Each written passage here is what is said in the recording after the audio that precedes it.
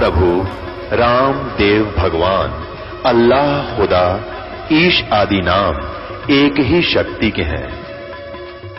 वो कैसा है, कहां है, कैसे मिलता है, किसने देखा है? ये प्रश्नवाचक चिन्ह पूर्ण रूप से हटाने के लिए अवश्य सुनिए जगत गुरु तत्वदर्शी संत रामपाल जी महाराज के अमृत वचन, सर्व पवित्र धर्मों के पवित्र शास्त्रों के आधार पर। पुण्यात्माओं, संतों की दृष्टि से, उनकी आंखों से हमने देखना पड़ेगा। नानक साहब जी कहते हैं, नानक साहब जी के पास कोई जाता था, जैसे अनुपदेशी मिलते थे और कहते थे, महाराज आप तो ऐसे रहते हो जैसे आपका कुछ खोया खोया है। आप खोए खोए रहते हो, आपको क्या टेंशन है? तब नानक साहिब जी ने कहा था, ना जाने काल की कर डारे, किस विध ढल जा पास आवे, और जिनाते सरते मौत खुड़क दी उनानो केड़ा हासावे। एक सेकंड का भरोसा नहीं कि बिजली गिर जाए यहाँ पर और हम यहाँ बकवाद करें। ये तो वो कर सकता है जिसने शराब पी रखी हो, भांग पी रखी हो। वो भी ऐसे समय में चाहे कितना उसके ऊपर दुख आने वाला हो और पता भी हो ऐसा हो सकता है, तो उस नशे में वो बेपरवाह रहता है। तो परमात्मा कहते हैं, कबीर ये माया अटपटी सब गट आण अड़ी, और किस किस न समझाऊं या कुआ भांग पड़ी। काल ने अज्ञान के कारण हमें केवल माया जोड़न के ही पीछे लगा रखा। सब बच्चे को बचपन से ये ट्रेनिंग दी जाती है, फलाने के लड़के ने इतनी कोठी बना ली, फलाने का लड़का ऊपर की इतनी कमाई करता है, वहां नौकरी कर रहा है। तो बच्चे हमारे से जो विचार सुनेंगे उनकी मनोवृत्ति ऐसी बनती चली जाएगी, और जब वो किसी पोस्ट को प्राप्त होंगे या कोई बिजनेस करेंगे तो उसमें वह घर गाल लेंगे। वह एक बच्चे को ये ज्ञान दिया जाएगा, बेटा चोरी नहीं करना, रिश्वत नहीं लेना, ये पाप है, महाघोर पाप है। और फिर हमें सीमित बनाना अपनी सारी इन परंपराओं को, विवाह को कति सिंपल वे से करना है। विवाह तो परमात्मा ने संयोग जोड़ कर भेज रखा होता है बच्चों का, माँ बाप से नहीं हो सकता। माँ बाप तो लड़का देखने खातिर 3-3 साल लगा दे, नहीं संयोग जोड़ पाते, और जो जोड़ रखा दाता वही होता, उसी दिन होता है। तो हमने बीच में इसमें बकवाद की कति आवश्यकता नहीं है। बच्चों का संस्कार जोड़ दे, वचन से बच्चे पराये होते हैं। जब ब्रह्मा विष्णु महेश का ब्याह कराया था दुर्गा ने, कौन था बराती था, कौन वहां पर बाती था, कौन सा डीजे बजानिया था? कह दी भाई ले, या तेरी पत्नी है, रिया तेरी पत्नी, रिया तेरी पत्नी, बसाओ अपना संसार। तो इतनी सी बात है या इससे आगे तो बकवाद है सारी। और ये पैसे वाले मस्करे लोग शुरू करते हैं, और गरीब व्यक्ति फिर अपने बेमतलब कड़तड़ुआ कर उन्हें देखम देखा। तो अब इसको हम सेट करना है, बिल्कुल करना पड़ेगा। हम भक्ति पर तभी चल सकते हैं जब ये हमारी सिर का वजन कम होगा। हम किसी सफर को कर रहे हैं, और सफर पर चलने वाला व्यक्ति समझदार होता है, वो कम से कम वजन लेकर चलता है। तो हमने इस भक्ति मार्ग के सफर पर चलना है, तो ये वजन पटकना पड़ेगा। ये कल भी बताया था। अब प्रसंग चल रहा है कि जब हमारी इच्छाएं खत्म होंगी, इच्छा कैसे खत्म होंगी? सतगुरु मिले तो इच्छा मिटे, पद मिल पदे समाना, चल हंसा उस लोक पठाऊं, जो आदि अमर अस्थाना। अब परमात्मा कहते हैं कि सतगुरु मिलेंगे तो ये इच्छा खत्म करेंगे तुम्हारी। और पद मिल पदे समाना, पद माने पद मिल पदे समाना। पद के यहाँ दो पद हैं, तो दो ही अर्थ है इसके। एक तो पद का अर्थ है पद्धति, भक्ति की विधि, सही विधि मिले, सही पद मिले। पद मिल पदे समाना, और फिर उस पद को प्राप्त करेंगे जो श्रीमद् भगवद गीता अध्याय नंबर 15 के श्लोक नंबर 4 में कहा है कि तत्वदर्शी संत के मिलने के पश्चात उस तत्व ज्ञान को अच्छी तरह समझकर उसके पश्चात परमेश्वर के उस परम पद की खोज करनी चाहिए, जहां जाने के बाद साधक फिर लौटकर कभी संसार में नहीं आते, जिनकी कभी जन्म मृत्यु नहीं होती। तो सतगुरु मिले तो इच्छा मिटे, पद मिल पदे समाना, और चल हंसा उस लोक पठाऊं जो आदि अमर अस्थाना। अपने आत्माओं, हमने परमात्मा के मार्ग पर चलना है। सफर करने से पहले हमने ये तय करना होता है कि कौन सा रास्ता है और किसने बताया है। वो ये जो मार्ग पर हम चलने जा रहे हैं वो किससे सुना है।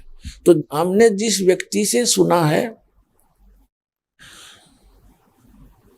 एक तो उससे हम सुन लेते हैं कहाँ ये इसने जाना है, कोई उधर गया है नहीं गया है, तो किसी से सुनकर उसने ज्ञान है। और दूसरा फिर हमारे पास मैप होता है, मानचित्र। जब हमारे दोनों मेल कर जाते हैं तो हमने वो सफर शुरू कर देना चाहिए। दूसरा तरीका यह है कि जैसे आप सफर में जा रहे हो, रास्ते में आपको किसी ने कह दिया कि आपका रास्ता गलत है, आप ठीक नहीं जा रहे हो, तो क्या करना चाहिए आप जी को?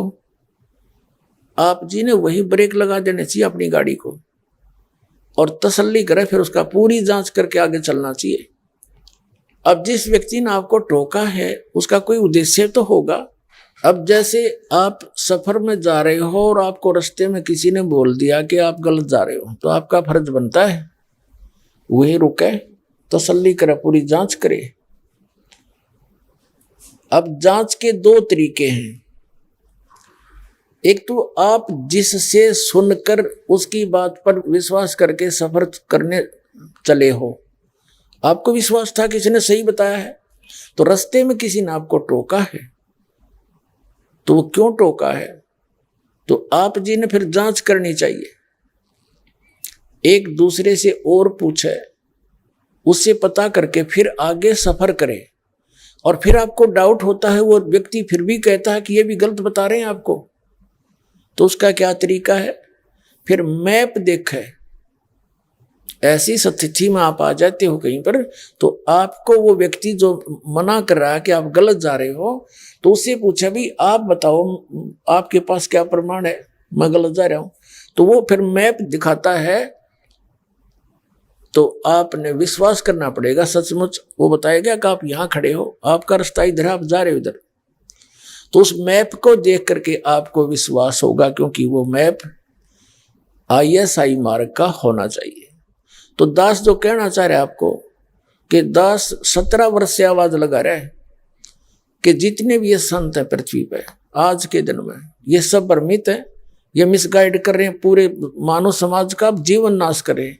इनके पास कोई आधार नहीं है ज्ञान का, हुआबाई बक रहे हैं, अपने अपने तुक्के लगा रहे हैं, अपनी अपनी साधना बता रहे हैं, जिनका कोई आधार नहीं, कोई सदग्रंथ आधार नहीं है। और ये श्रद्धालु इतने अंधविश्वासी हो गए, उनके ऊपर विश्वास कर लिया कि नहीं हमारे गुरुजी ने जो बता दिया सत्य है। और जो दास कह रहा है कि तुम गलत जा रहे हो, विचार तो करना चाहिए या मेरे से पूछना चाहिए आप कैसे गलत कह रहे हो, हमें प्रमाण तो दो। और मैं एक पॉइंट पर 6 प्रमाण देता दास, ये ISI मार्ग के मैप दिखाता हूं जो आपको भी मान्य है कि ये सचमुच ये सही है। और वो आप देख नहीं पाए उनको, आपके गुरुओं को उसका पता नहीं। तो ईबदास चाहता कि तुम स्वयं देखो, वो नहीं मानेंगे, वो तो इज्जत और बेइज्जती पड़े रहेंगे, संत को वहां है। लेकिन वो भी नालायक व्यक्ति होता है जो अपना जीवन नाश करे और गिल साथ में अनुयायियों को डुबोए, वो संत नहीं होता, वो तो राक्षस है। देखो ये दास आज इस स्थिति में होता, मुझे पता लगता कि मेरा ज्ञान गलत है, प्रमाण दे दे कोई, मैं मान लूंगा कति, और सबको कह दूंगा सार्वजनिक तरीके से कि वो ज्ञान सही है, भाई मेरे पास ज्ञान नहीं था। उद्देश्य प्रत्येक संत का यही है, वो इस उद्देश्य को लेकर चल रहे हैं, मैं सभी को भगवान का ज्ञान दें, इनका कल्याण करवाऊं। और कल्याण का उनके पास साधन है नहीं, तो खाक कल्याण कराएंगे, वो तो अपना विनाश कर रहे हैं। तो उनको तुरंत सोचना चाहिए। और दास सबसे पहला व्यक्ति होता है ये कहने वाला सचमुच भाई कति 100 के 100 गलत हम, और तुम भी वहां चलो और मैं भी जा रहा हूं। तो मेरा भार उतर जाता आपको स्पष्ट कह देने से, और अपना भी जीवन रक्षा होती है और तुम्हारी भी समझ मार जाती है। जब दास से कह देगा कि नहीं ठीक नहीं हमारा मार्ग, इसमें केसर में जो सामने प्रमाण है। तो अब इन संतां के गले मड़गी, इनके अब ये वो सर्प के मुंह में चकचूंदर आ रही है, लेकिन इसको छोड़ देने में अच्छा होगा। खाने से तो कोड लगे, सर्प चुंदर ने खा ले, चमगादड़ ने, तो उसका कोड लग जाता है और छोड़ता नो एक तेरी बेइज्जती हो जाएगी। तो अब इनके मुंह में चकचुंदर आ गई, वह चमगादड़ आ गया, लेकिन इसको छोड़ना इनका हित होगा ना, तो इनकी दुर्गति होगी और पाप के भागी बनेंगे। इतनी अनमोल जीवन को नाश करके परमात्मा की दोषी हो जाएंगे। ये इनको उल्टा लटका होगा भगवान वहां नरक के अंदर, देख लेना। परमात्मा के इतिहास में लिखा है कि 22 करोड़ ये नकली संत और महंत जो भगवान के बच्चों को भगवान से विमुख कर रहे थे, गलत रास्ता दे रहे थे, उनको 22 करोड़ को नरक में ठोक रखा है। कबीर सागर में लिखा है, और कबीर सागर में कबीर साहब कहते हैं, धर्मदास मैं एक बार उनके पास से गया था, वह सारे रो रहे थे, वह नकली संत और महंत, और हाहाकार मची हुई थी, हमें बचा लो भगवान, हमें बचा लो भगवान, हमसे गलती बन गई। कोई तो कह रहा था जी हमने, क्योंकि परमात्मा प्रत्येक युग में आते हैं और सबसे टकराते हैं वो नकली संतों से कि तुम मत बर्बाद करो अपना जीवन, और मेरे बच्चों को मत मिसगाइड करो। लेकिन उस समय ये कतई नहीं मानते, क्योंकि इनकी प्रभुता गणी हो जाती है। और यह प्रभुता परमात्मा के मार्ग में सबसे बड़ी डेंजरस है। परमात्मा कहते हैं प्रभुता को सब जग बजाए, प्रभु को बजाए ना कोई। हमने प्रभु को बजना चाहिए, प्रभुता नहीं चाहिए इस गंदे लोग की। क्या प्रभुता? यहाँ तो उसकी बढ़िया फोटो लग रही है, दुनिया पूजा रोड गधा बना फिरन लग रहा है संत, बता क्या प्रभुता हो इसकी? तो पुण्यात्माओं बहुत सावधानी करनी पड़ेगी। ये संतता मानना कोई ना, पर जनता ने जागना पड़ेगा। और जो मानेंगे वो धन भाग उनके, वो तो महापुरुष है। फिर सचमुच जानबूझ साची तजय और करे झूठते ने, और ताकि संगत है प्रभु सोपन में ना दे। जानबूझ कर फिर सच्चाई को नहीं ग्रहण करते, उनके लिए कहते हैं उसके दर्शन का सपने में भी ना होने चाहिए ऐसे व्यक्ति के। बगैर ज्ञान के इंसान कुछ भी गलती कर सकता है, और ज्ञान होने के बाद फिर करे वो तो फिर दुष्ट इंसान है।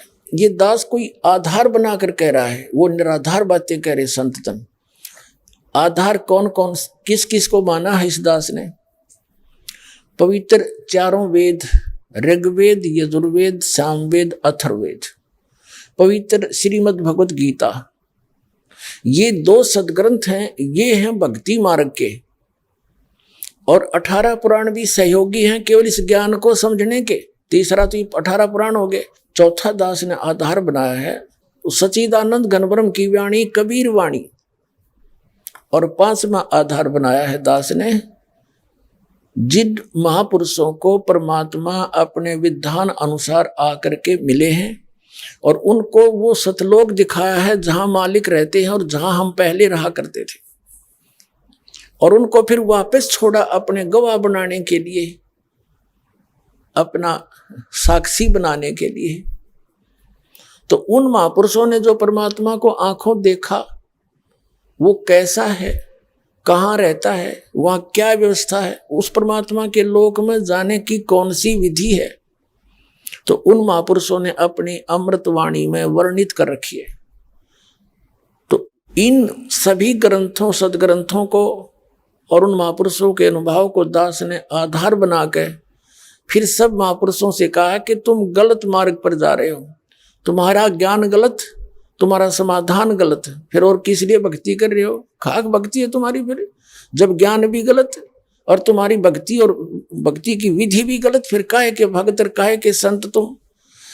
तो दास के पास जो ज्ञान है वो शास्त्र अनुकूल है, और शास्त्र अनुकूल साधना है जो महापुरुषों ने की और परमात्मा ने आके स्वयं बताई। तो फिर कौन सी कसर रहेगी? अब आप जी को कुछ महापुरुषों का वर्णन करते हैं जिनको परमात्मा मिले। आदरणीय धर्मदास साहिब जी को वो परमेश्वर स्वयं आकर मिले थे मथुरा में। आदरणीय धर्मदास साहिब जी गांव बांधोगढ़ के एक बहुत बड़े सेठ थे, धनी थे, लाला जी थे, वैश्य कुल में जन्म था उनका। इतना धन बताते हैं उनके पास, उनके दादा पिताजी के पास और स्वयं भी, कि इतने धनी थे वो। उस नगरी के राजा पर कोई प्राकृतिक आपदा आ जाती थी, कभी सूखा गिर जाता था या फ्लड आ जाती थी, तो धर्मदास के पिता से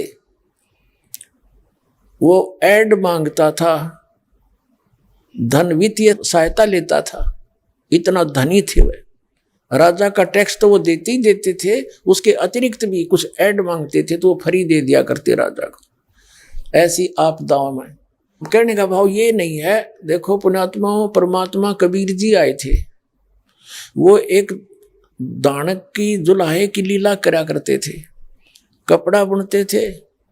अब कपड़ा बुनने में कितना समय लग गया, वह बुनाई मिल लिया करती, एक ना पैसा, 1 पैसा 2 पैसे हफ्ते 10 दिन में। और कितने गरीबी में एक झोंपड़ी में रहा करते, सारी सृष्टि के रचनहार, सारी सृष्टि के पालनहार, केवल हमें ये दिखाने के लिए कि केवल जाति विशेष या धनी विशेष व्यक्ति ही पार नहीं होगा।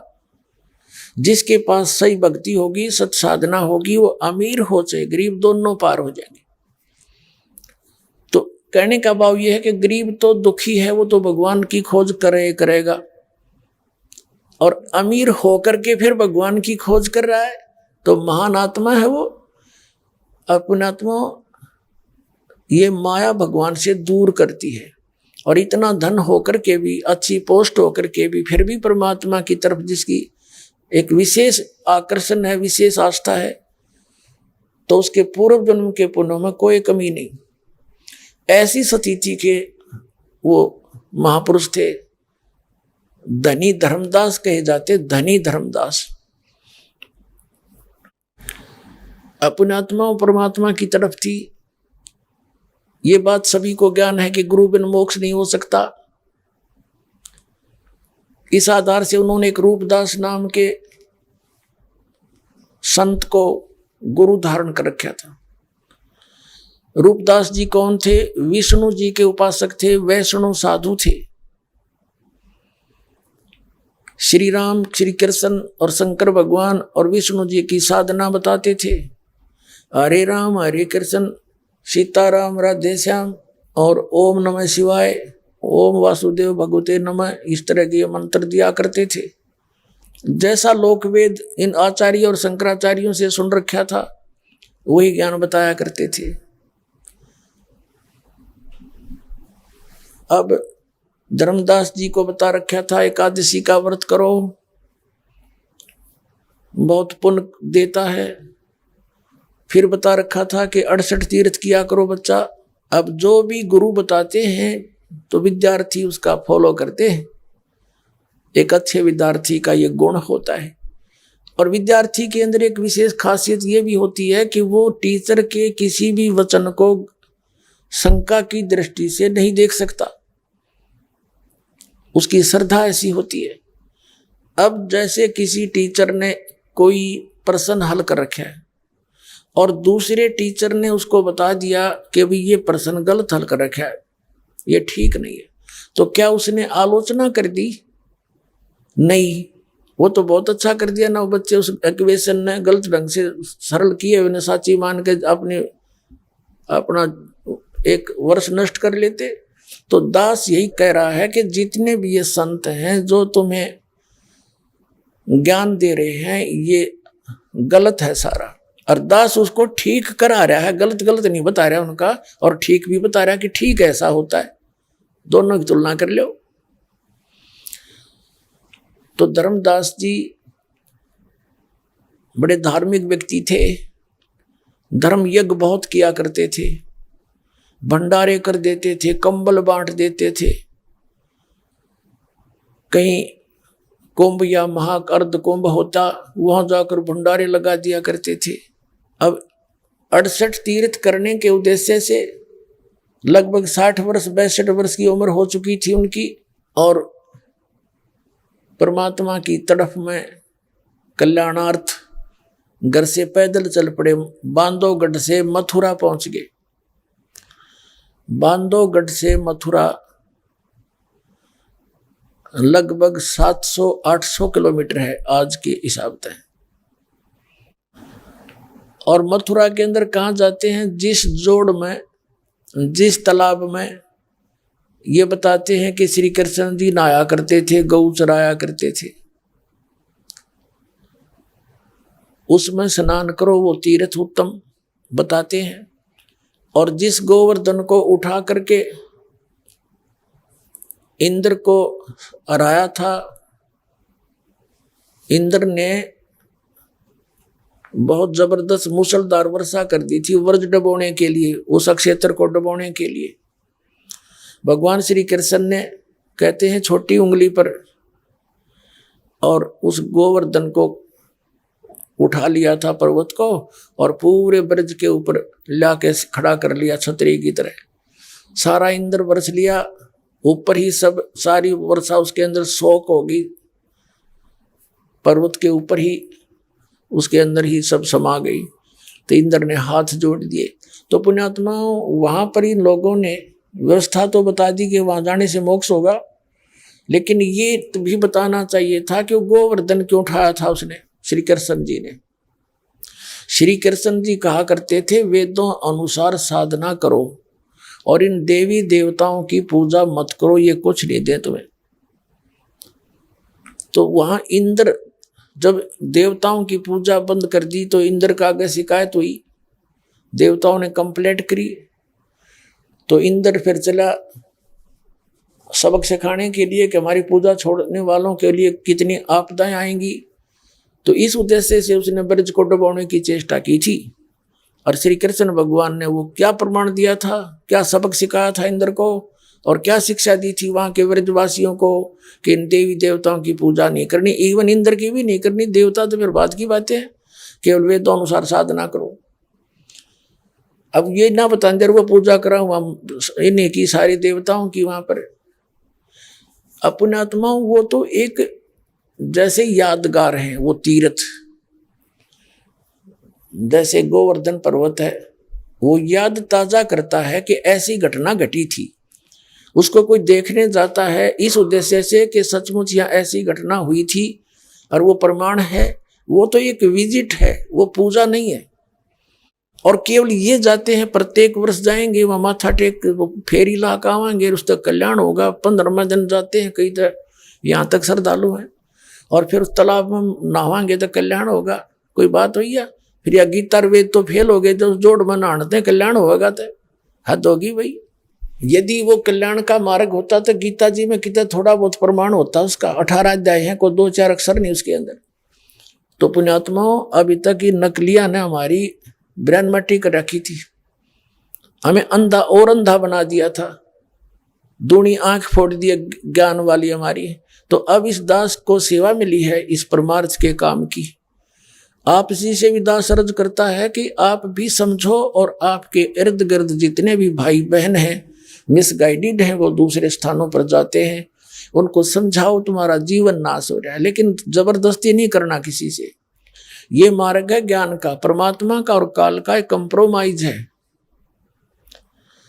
एक एग्रीमेंट हुआ था, इसने अर्ज करी थी परमात्मा को वचनबद्ध करके कि भगवान जब कलयुग में आप, इसने कहा था कि 3 युगों में जीव कम ले जाना, चौथा युग जब कलयुग आवे तब तब शरण जीव बहु जावे, ऐसा वचन हर मोय दीजे, तब गवन तुम संसार ही कीजिए।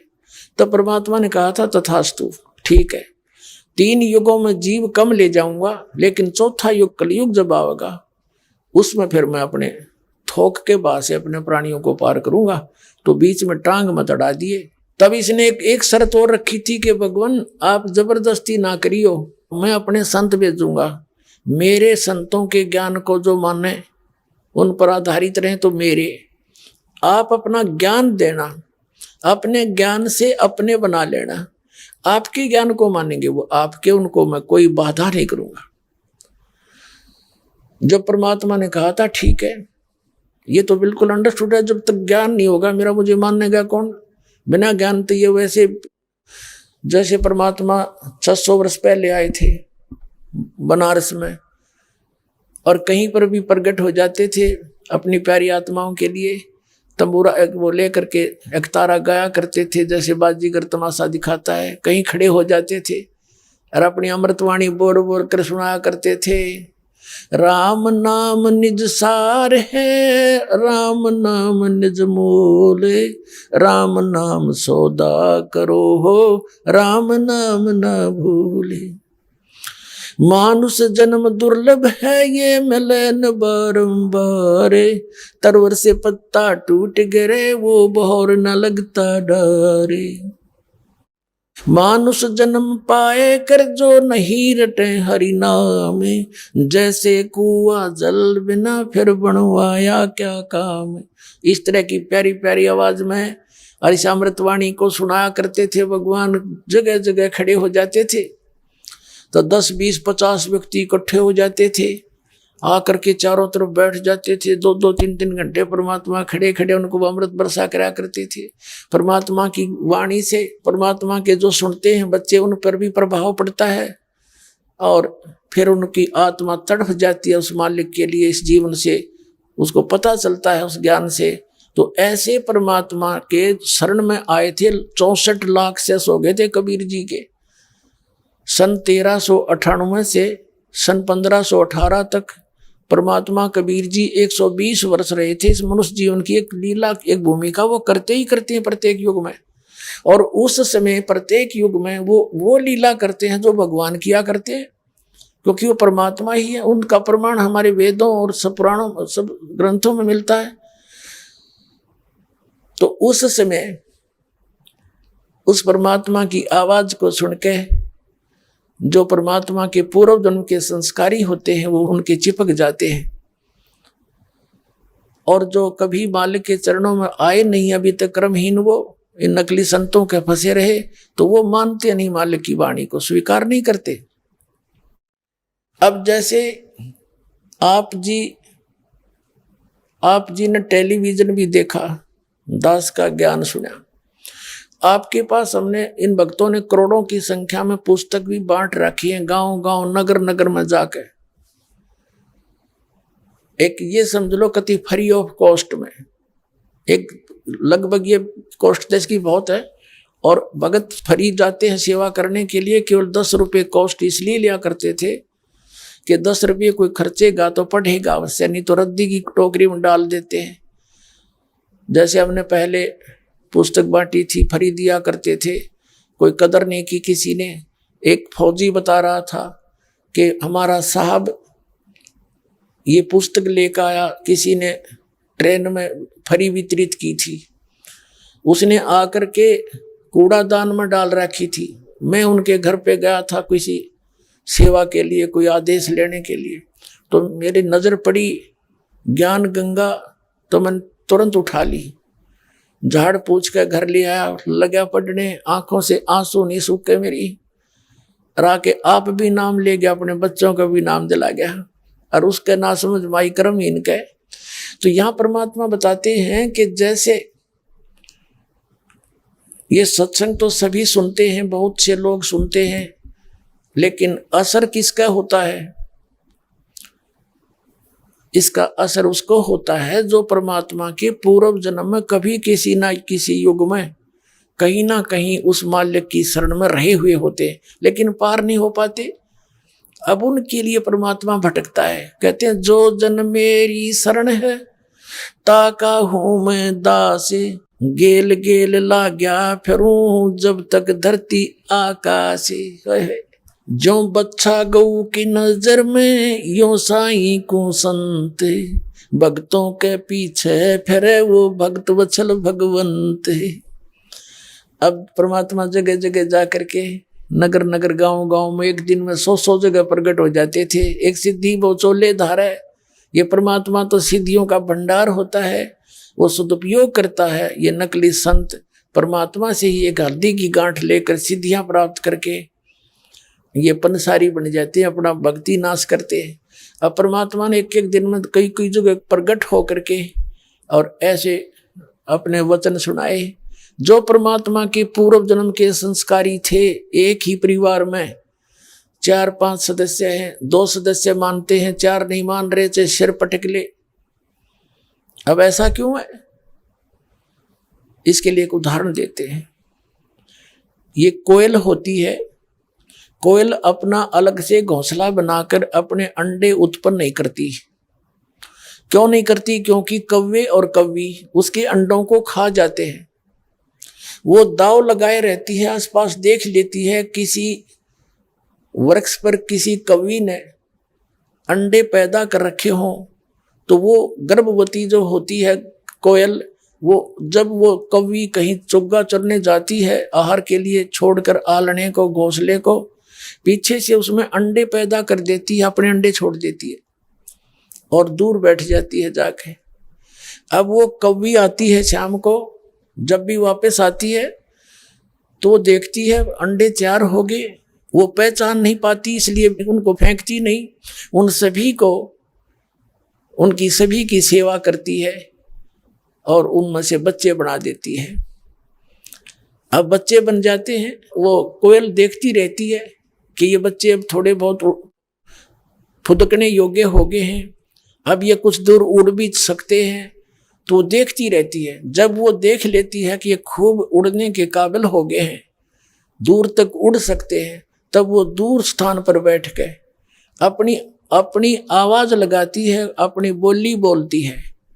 जो कोयल वाले होते हैं वो तुरंत देखते हैं अपनी माँ की तरफ और उस बोली से आकर्षित होकर उड़कर चल पड़ते हैं। और कागड़ा का भाव में भी कोनी, वो कौवी वाले नो के बैठे बैठे मटर मटर देखते रहते हैं। तो वो कोयल वाले बच्चे उड़कर उस आवाज की तरफ चल पड़ते हैं। वो कोयल फिर वहां से उड़ चलती है, कू कू करती हुई आगे चली जाती, दूर निकल जाती है। वो बच्चे उसके पीछे पीछे दूर चले जाते हैं। वो कभी थोड़ी दूर तो उसके पीछे जाती है, मेरे बच्चे गए। फिर वो सोचती है पीछे वाले कहीं और कोई ना बर्बाद कर दे, ये तो गए सो गए, तो वापस आ जाती है। तो पुण्यात्माओं, आप देख लेना, प्रत्येक घर में दास का तो इसके बिटर एक्सपीरियंस है इस मार्ग का, कि एक घर में 4 भाई हैं, एक का तो पूरा परिवार लग गया इस मार्ग पर और 3 सुनते भी कोई नहीं। तो यही समझ लेना काग और कोयल का अंतर है ये। तो वो कभी ना कभी परमात्मा की शरण में रहे, उनके अंदर वो आस्था पैदा कर रखी है परमात्मा ने, और मालिक की वाणी को वो शीघ्र ग्रहण कर लेते हैं। अब पुण्यात्मा, परमात्मा की दया है आपके ऊपर कि वो तो उनके पूर्व जन्म के संस्कार थे जिनसे वो शीघ्र ग्रहण कर गए। अब संस्कार बनाए जाएंगे, सब तो आत्मा तो भगवान की है। तो ऐसी तरीका अपनाया दाता ने कि उसकी वाणी में इतनी शक्ति है, कबीर भगवान की वाणी में, कि जो नहीं सुनते हमारी बात, नहीं भगवान के निकट आना चाहते, उनको भी ये ज्ञान ऐसे तरीके से सुनाया जाएगा और उस परमात्मा की वाणी का असर उन पे भी धीरे धीरे होगा, क्योंकि भगवान के बच्चे हैं और इन पर थोड़ा टाइम लग जाएगा, असर होगा। जैसे अब एक घर में परिवार ने नाम नहीं ले रखा, 1-2 बच्चा नाम ले रखा, या माता पिता ने ले लिया, बालक नहीं मानते, बालक ने ले लिया, बेटा बेटी ने ले लिया, तो माता पिता नहीं सुनते। लेकिन घर में परमात्मा की वाणी, आरती और ये सत्संग वो बच्चे वैसे चलाते हैं। अब घर से बाहर कहाँ जाएंगे वह शेष बचे हुए, कभी ना कभी तो वो सुना नहीं गए तो बैठे तो रहेंगे, ना सुनते, आरती करें कर लेने दे, ना बैठ जाते, तो उनका असर होगा उनके ऊपर। जैसे एक किसी को सर्प डस जाता है तो एक मंत्र सिद्ध कर लेता है गारडू सपेरा, और वो मूर्छित पड़ा है वो व्यक्ति जिसको सर्प ने डस रखा है, उसके ऊपर वो एक मंत्र बुदबुदाता है, वो नहीं सुन पा रहा है, वो तो अचेत पड़ा है, और फिर भी वो मंत्र उसको सचेत कर देता है, उसका विष उतार देता है। ना वो सुनने वाला सुन रहा है, फिर भी उस मृत दशा समझ लो, और उसको भी जीवित कर देता है वो मंत्र उस विष उतार के। तो परमात्मा तो समर्थ की वाणी, ये मंत्र, ये उसकी सचिदानंद घन ब्रह्म के मुख से उच्चरित वाणी जो दास सुनाता है, इससे अलग एक शब्द नहीं बोलता। तो ये सब वातावरण में फैल रहा है। अब टीवी के माध्यम से कहीं बच्चे हैं जेब में मोबाइल लगा के सत्संग सुनते हैं, बस में बैठे जा रहे वहाँ सुनते हैं, 2-3 और कान लगा के सुनते हैं। कई भक्त कहते हैं ट्रेन में हमने मोबाइल चला दिया, 4-5 आस-पास के बैठ के सुनने लगे, वाह भाई वाह बहुत अच्छा सत्संग है। तो वो ना सुनेंगे, लेट जाते हैं थोड़ी देर में, तो उन पर भी असर हो रहा है। तो इस प्रकार वो धीरे धीरे उनकी आत्मा पर जो अज्ञान का विष है वो हट जाएगा। वो थोड़ा देर से लगेंगे, लगना पड़ेगा। तो कहने का भाव ये है, जो प्रसंग चला था वहीं आते हैं। अब परमात्मा जगह जगह आकर के सत्संग सुनाया करते थे, उसी उद्देश्य को लेकर भी भगवान अपनी प्यारी आत्माओं को, जब प्रसंग चला था कि ज्ञान संपूर्ण होया नहीं और हृदय नहीं छिदावे और देखा देखी भक्ति का यो रंग नहीं ठहरावे। अब ज्ञान को आधार परमात्मा ने इसलिए बनाया था कि ज्ञान संपूर्ण होया नहीं और हृदय नहीं छिदावे, यानी हृदय में यह बात खटके नहीं कि सचमुच ज्ञान तो ये है और देखा देखी भक्ति का रंग नहीं ठहरावे। अब इसका एक थोड़ा प्रमाण देना पड़ेगा। परमात्मा ने जगह जगह ऐसे सत्संग किए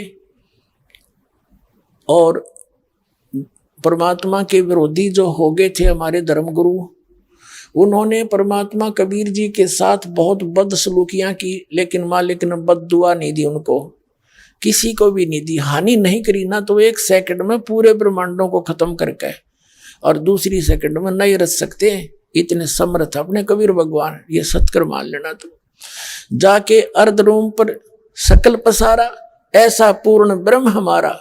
गरीबदास जी कहते आंखों देखा भगवान का ज्ञान बताते।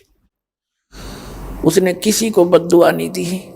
कोई गाली दे रहा था, उसको मालूम था कि मेरे बच्चे हैं, किसने मारूं और किसने छोड़ूं, किसको बख्सूं किसको मारूं, सब मेरे बच्चे हैं। काल दुरुपयोग कर रहा है, इनको गलत गाइड करके इनको भ्रमित किया हुआ है, झूठा नकली सुख दे रखा है, इनकी बिरानमाटी कर रखी है, दुर्गति कर रखी है, अब मूर्ख बना रखा है। ये तेरा बेटा है, ये तेरी बेटी है, और खूब जोड़ धन कर ले ओले सोले काम सारे, कल मृत्यु हो जाती है। बेटा तेरा नहीं है, छोड़ और चल यहाँ से। है हमारे साथ धोखा, कौन सा बेटा साथ गया, कौन सी बेटी साथ गई। और मान ले कि तो दुर्घटना में इकट्ठे मर भी गए तो सारे गधे बने हांडेंगे वहां इकट्ठे, फिर क्या फायदा इस पूजा का। परमेश्वर ने अपने बच्चों को जगह जगह जाकर के ज्ञान दिया। जो पुण्यात्मा पूर्व संस्कारी थे वो तुरंत मालिक के साथ लग गए।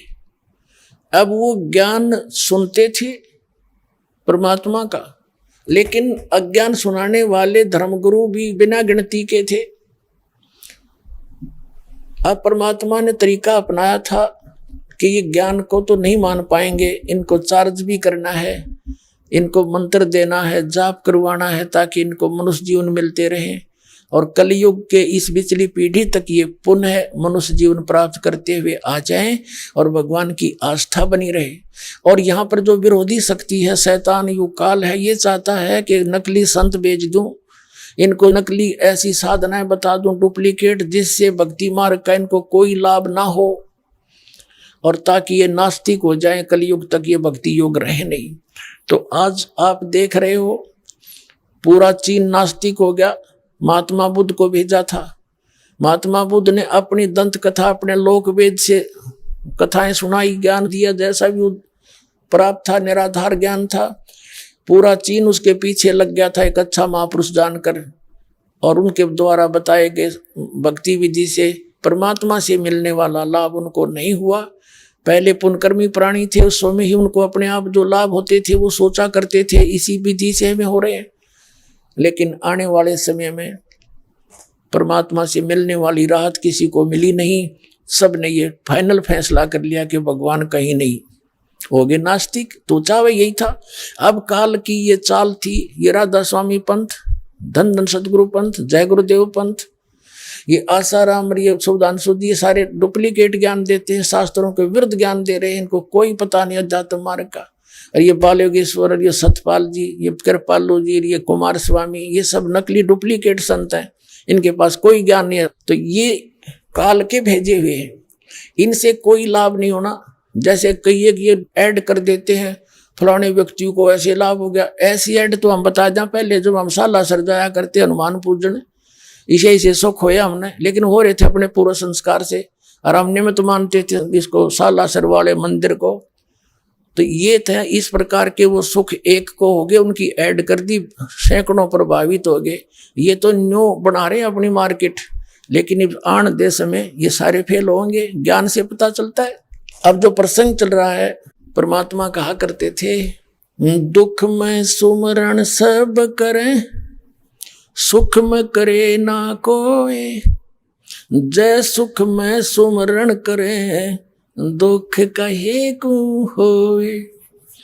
सुख में सुमरण किया नहीं, दुख में करते याद, कहे कबीरता दास की ही, कौन सुने फरियाद। अब परमात्मा के पास वो दुखी आया करते थे, कहने लगे भाई अब तुम महादुखी हो चुके हो और तुम्हारे ऊपर एक एक परिवार पर इतने इतने कष्ट हो रहे हैं और तुम भक्ति भी कर रहे हो। अब कहा जी वहां मंदिर में भी जाता हूँ, वहां सब पूजाएं मैं करता हूं। तो परमात्मा कहा करते फिर उस साधना का लाभ क्या हुआ तुम्हें। तब परमात्मा कबीर जी बताया करते थे मैं जो साधना बताऊंगा इसको करो तुम और फिर देखो लाभ। तो परमात्मा ये केवल 5 मंत्र दिया करते थे प्रारंभ में, और मंत्र नहीं दिया किसी अन्य को। कुछ एक महात्माओं को छोड़कर जो दृढ़ भक्त थे उनके, जिनसे प्रतिज्ञा करा ली थी कि अभी ये ज्ञान ये मंत्र सार्वजनिक ना करना, तुम स्वयं जाप करना। वो कौन कौन है? आदरणीय धर्मदास साहिब जी, आदरणीय मलुकदास साहिब जी, आदरणीय दादू साहिब जी, आदरणीय नानक साहिब जी, आदरणीय गरीबदास साहिब जी गांव छुड़ानी जिला जज्जर हरियाणा वाले, आदरणीय गीसा दास जी गांव खेखड़ा और जिला मेरठ उत्तर प्रदेश वाले। इन महापुरुषों के विषय में दास को जानकारी है, जिनको परमात्मा सीधे मिले और सीधा सही ज्ञान दिया, जो सब सदग्रंथों में प्रमाण है, जो दास को उपलब्ध है, वही उनको मंत्र दिए थे, वही ज्ञान बताया था। अन्य को केवल वो 5 नाम दिया करते थे और अपने आशीर्वाद से अपने कोटे तो सुख दिया करते उनको। एक एक व्यक्ति को कई कई सुख दिए दाता ने। उसने आसपास के नगर में प्रचार किया कि मैं ऐसे गया था, एक संत आए हैं, उनसे नाम लेने से उनके आशीर्वाद से मेरे ये सुख हो गया, ये सुख हो गया। ऐसे धीरे धीरे धीरे धीरे परमात्मा के 64 लाख शेष हो गए थे। अब जो प्रसंग चल रहा है पुण्यात्मा योद्धात्म ज्ञान है और ये इतना विशाल है कि इसको एक दिन में या एक महीने में भी कंप्लीट नहीं किया जा सकता।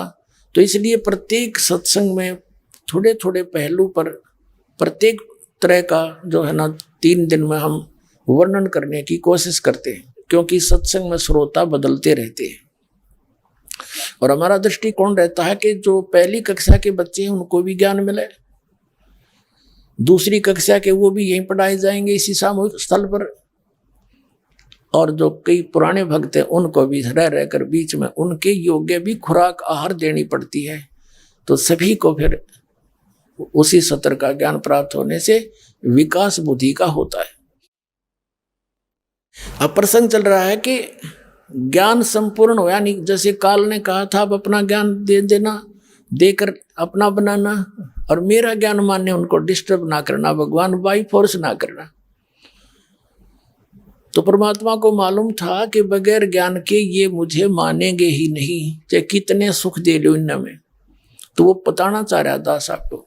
तो परमात्मा के 64 लाख से सोगेर एक से एक सुखी कर दिया मालिक ने, न्यारे न्यारे गिन गिन के, जिनके कोड लगे हुए थे, जिनको पुत्र नहीं था उनको पुत्र दिए, 20-20, 25-25 वर्ष के। एक मगर स्थान है मगर, अब वो पहले तो जिला बस्ती में था उत्तर प्रदेश में गोरखपुर के पास, अब पीछे उसका नाम बदल दिया है और उसका नया डिस्ट्रिक्ट बना दिया है संत कबीर नगर। वहां एक मगर स्थान है जहां का राजा था बिजली खान पठान, एक नवाब था। वहां वर्षा नहीं हुई थी, अकाल गिर गया था।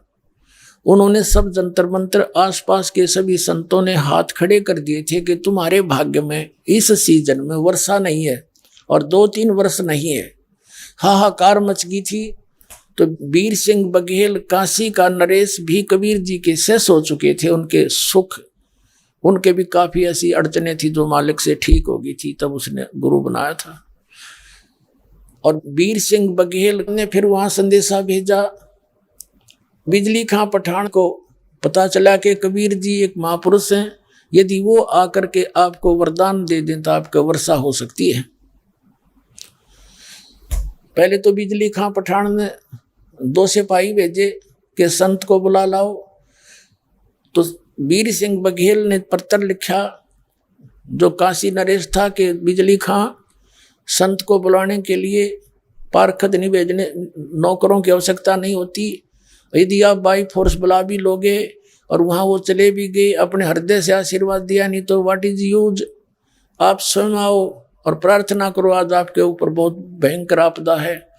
बिजली खां पठान स्वयं आया घोड़ों पर चढ़कर और साथ में सैनिक लेकर के परमात्मा के चरणों में अर्ज करी, दाता दया करो, आपके दासों पर बुरा हाल हो गया। वहां पर हाहाकार मची है।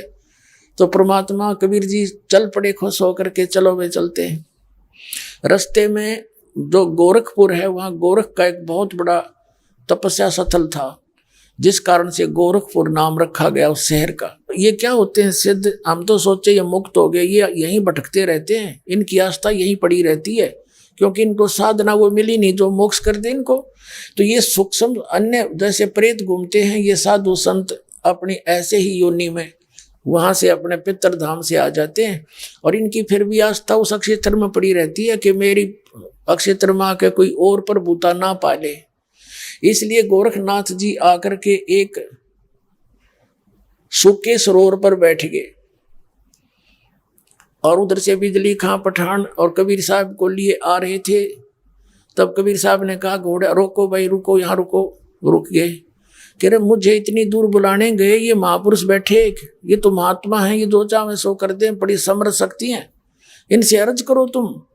बिजली खां पठान ने अर्ज किया कि महाराज दया करो, हम तो भूखे मर रहे हैं, प्यासे मर रहे हैं, वर्षा के अभाव से हाहाकार मच गया है।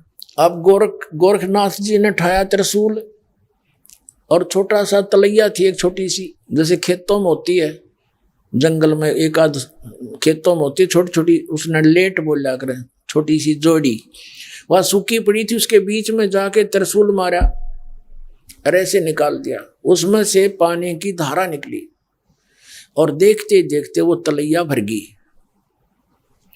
परमात्मा कबीर जी ने कहा, रे देखो कमाल कर दिया, देखो देख तुम कहाँ गए, मेरे पास तुम्हारे यहाँ खुद कितने प्रबल शक्ति के संत बैठे हैं, हो गया ना काम तुम्हारा। तब बिजली खां पठान और वहाँ उनके साथ जो गांव के नगर के लोग आए थे, वो कहने लगे, भगवान इसमें तो हमारे पशु भी ना, एक दिन का काम भी ना चले, इससे बात तो जब बनेगी जब सारे वर्षा हो। तो परमात्मा ने कहा, अर्ज करो, ये तो और भी कर सकते हैं। तब परमात्मा को तो मालूम था कबीर जी कोई गोरखनाथ है, लेकिन उनको केवल सिद्ध दिखाई देते थे, संत हैं ये। तो सबने अर्ज की कि हे महाराज जी, हे नाथ जी, वर्षा करवा दो जब बात बने। तब उसने कहा कि तुम्हारे भाग्य में वर्षा नहीं है 3 वर्ष तक, और किसी में है तो शक्ति करवा लो उससे, क्योंकि 2 वजीर और 2 फकीर एक दूसरे तक कभी रास नहीं होते। परमात्मा खड़े दिखे थे, उसने एक संत रूप में, भगत रूप में दिखे थे, वैसे ज्यादा सिंपल वेश में थे, लेकिन उसको मालूम था कि ये लाए हैं इसको वर्षा कराने के लिए। ईर्षावश कह रहा था, करवा लेना, जिससे कि इनके भाग में नहीं है, देगा कहाँ से कोई। 3 वर्ष तक इनके यहाँ के इस अक्षेत्र के लोगों के पुण्य नहीं है, चाहे कुछ भी हो इनके साथ। तब परमात्मा थोड़ी सी दूरी पर चलकर कबीर जी एक लीला करने लगे कि अभी मैं यहाँ बैठता हूँ, अर्ज करूंगा भगवान से, जय मेरी सुन ली तय, और तुम जाओ अपने घर ने। अब नू जावे क्यों करूं, के कलजे फट रहे, बुरा हाल हो रहा। अब परमात्मा के कहने से वो थोड़ी दूर चल जरूर पड़े, ये क्योंकि अप्रत्येक हृदय में नहीं हुआ कर, ऐसा बड़ा साधु संत लंगोट में बैठा और बड़ी बड़ी दाढ़ी जटा वाला त्रिशूल ले रखा, जब इससे कुछ नहीं हुआ तो कबीर जी से क्या होगा, ये तो एक सिंपल मैन सा दिखा है। तो नो उनको अकेला छोड़कर वो चल पड़े, अपने भाग्य को कोसते हुए कि इन्होंने भी साथ छोड़ दिया कि तुम जाओ ही। तो वो मेरे ख्याल में 2 किले 4 किले मुश्किल तक गए होंगे, 4 एकड़ यानी 1001 फुट वहां से। उसी समय क्या देखा, चारों तरफ बादल छा गए, कति काली घटा छा गई, अल्लाह गया घन घोर वर्षा होने, भर दिया सब कुछ, एक कम एक कर दिया, 2 घंटा में पानी कर दिया परमात्मा ने। बोलो सतगुरुदेव।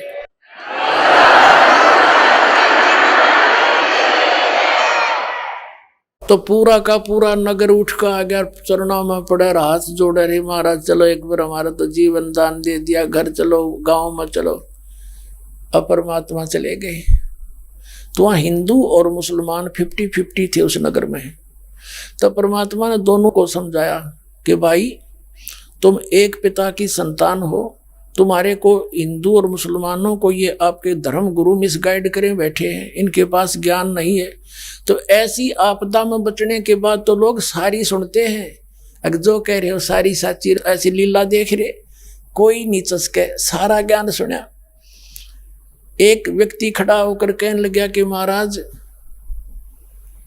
मेरे संतान नहीं, उम्र 60 से ऊपर होगी, दया करो मेरे दाता। परमात्मा बोला भाई कुछ भक्ति भी मांग लिया करो। ये भगवान भक्ति तो जब इच्छा बनेगी, जब कुछ आगत दिखेगी, हमने तो ये अपना भविष्य दिखता संतान हो जाए। परमात्मा ने कहा ठीक है भाई, तेरे संतान भी हो जाएगी। 10वें महीने लड़का हो गया, उसका आज तक प्रमाण है उसका नाम पूरा मोहल्ला बसा हुआ मगर में, हम गए थे वहां पर तो बता रहे थे उसका नाम रखा है मोहल्ला कबीर करम। करम माने दया, परमात्मा कबीर की मेहर से बसा हुआ मोहल्ला पूरा, वहां सैकड़ों घर हो गए उसके परिवार हैं। तो कहते हैं कबीर जी ने हमारे 8वें 10वें 12वें दादा को आशीर्वाद दिया था जब हमारा वंश चला था। तो हर प्रकार से सुख दिए दाता ने, और जय जयकार होगी परमात्मा की 64 लाख से होगी। अब परमात्मा ने ये देखना था कि भाई ये इन सुखों के आधार से ही मेरे चिपके हैं, या इनको कुछ मेरा विश्वास भी है कि मैं किस उद्देश्य को लेकर आया था, मैं क्या ज्ञान दे रहा हूं। एक समय क्या लीला करी, परमात्मा सत्संग किया करते थे, और एक वैश्या थी, एक गणिका थी वैश्या। परमात्मा दिन में अपना काम करते थे जुलाहे का, और अन्य को भी कहते थे जाओ बच्चों तुम भी अपना काम करो। रात तो अपनी है, उसमें तो घर वाले भी को ऑब्जेक्शन नहीं कर सकते। रात को अपना ज्ञान प्रचार कराया करेंगे, सुना करेंगे, सत्संग सुनाया करेंगे। सत्संग कर रहे थे। अब उस बेटी का कोई भाग्य उदय हुआ।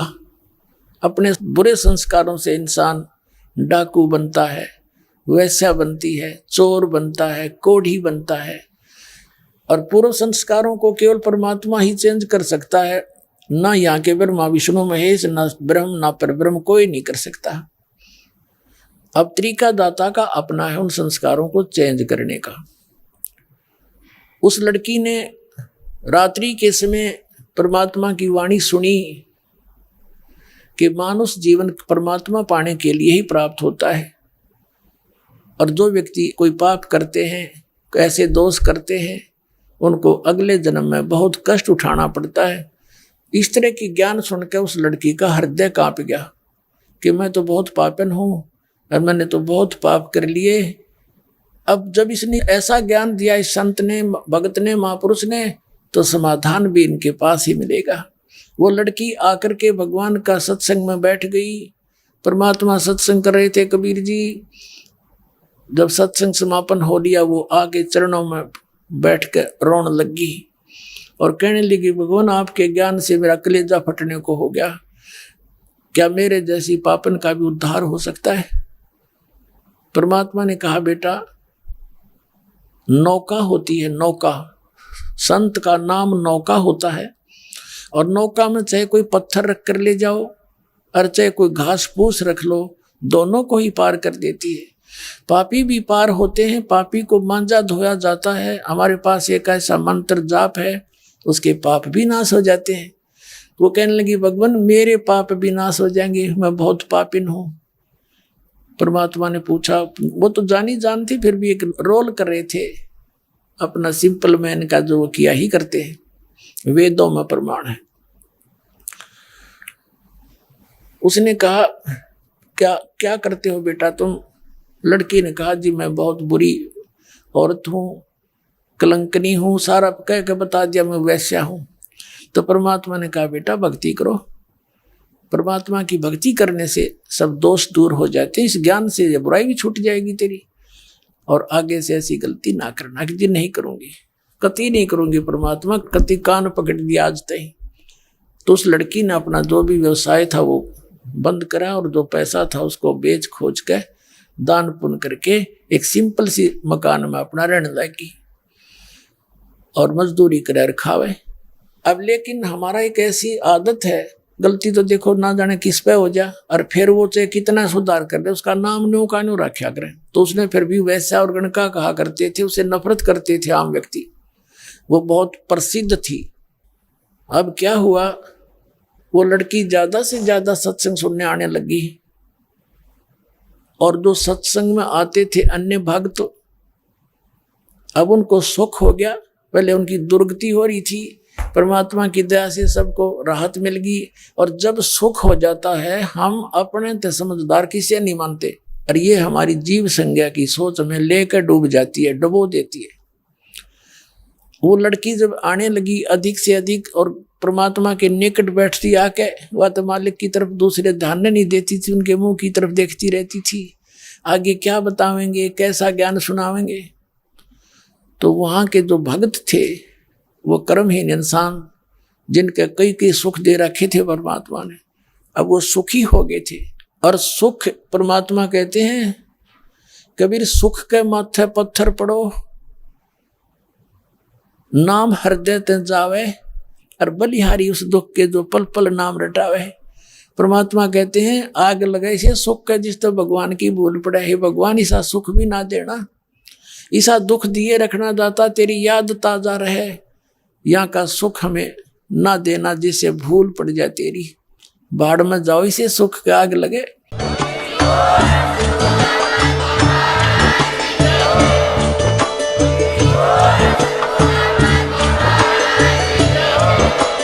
आप सुन रहे थे जगत गुरु तत्वदर्शी संत रामपाल जी महाराज जी के मंगल प्रवचन। अधिक जानकारी के लिए विजिट कीजिए हमारी वेबसाइट www.jagatgururampalji.org। संत रामपाल जी महाराज जी के शुभ आशीर्वाद से पूरे विश्व भर में 500 से भी ज्यादा नाम दीक्षा केंद्र हैं, जिन पर संत रामपाल जी महाराज जी द्वारा ऑनलाइन निशुल्क नाम दीक्षा दी जा रही है। अपने नजदीकी नाम दीक्षा केंद्र का पता करने के लिए संपर्क करें 8222880541।